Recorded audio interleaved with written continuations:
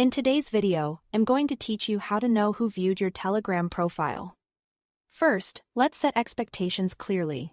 Telegram is designed with strong privacy in mind, and there is no official feature that shows who visited your profile. That means you can't track profile visits in the standard app. And there isn't a hidden toggle or a special bot that reveals it. If you've seen claims to the contrary, they're not accurate. What you can track is engagement with your stories.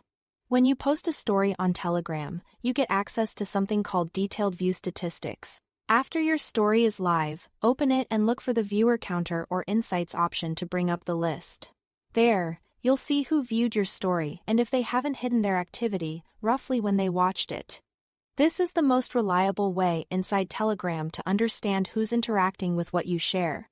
It's important to understand how timing and visibility work here.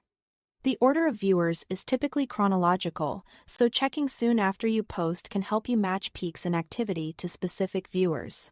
If you want a clearer picture of your audience, consider posting stories at different times and reviewing the list while the story is still fresh.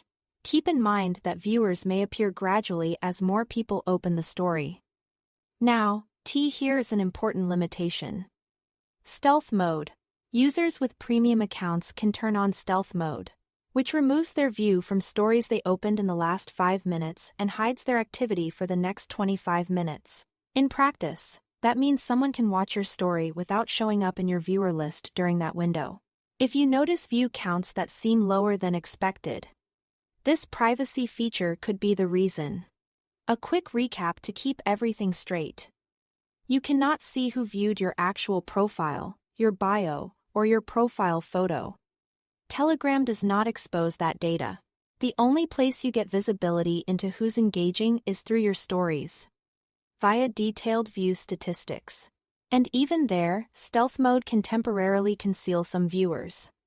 To get the most from this, use stories when you specifically want to gauge interest.